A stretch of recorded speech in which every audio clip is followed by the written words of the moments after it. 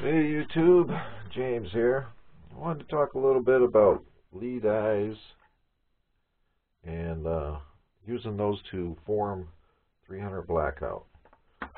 I just recently got into this a few months ago, and naturally I started taking 223 brass and forming my own 300 blackout cases.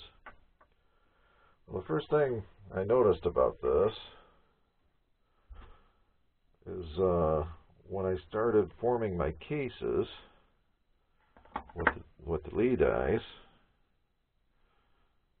I check them in my checker, and like most people say online, that they're at the maximum of the SAMI spec, and that's what I was getting. The brass was right at the very top,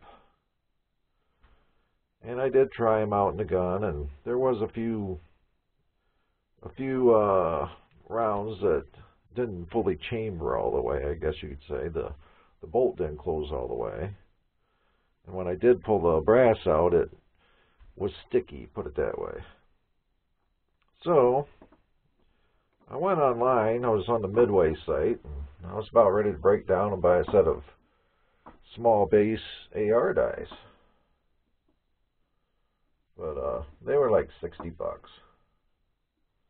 I bought these because I figured I'd give them a try, and I do like the lead eyes. I've never broke a decapping pin on a lead eye. I like their, easy adjust bullet seating die, and I definitely like the factory crimp die. So as I was looking on Midway and thinking about almost ready to order the small base AR dies, I was reading the description, and basically what it said was that the sizer die for the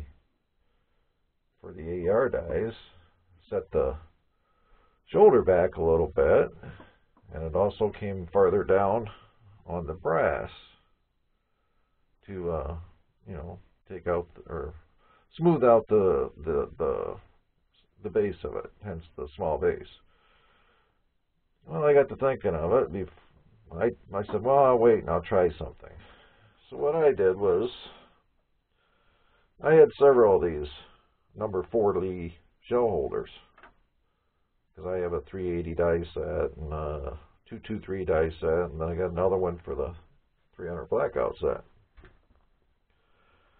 So I was thinking, if I can get the brass up inside the die just a little bit more, that would do what the AR die set does, and set the shoulder back a few thousandths and come down farther on the base of the case. So what I did was I measured here, and I got, at that time it was 0.250. So I thought, well, if I by checking here on my check gauge and feeling across there, I said, yeah, about 4 thousandths or so should be a good number to try for. There goes my furnace. So, took my DeWalt grinder, angle grinder here. I have a flat cutoff wheel on it, and I basically just set it on there for a second or two, and then I took my calipers and measured it. It took off about 1 thousandths. So I did it a couple more times, and I ended up taking 4 thousandths off of it, so now I'm at 246 on this shell holder.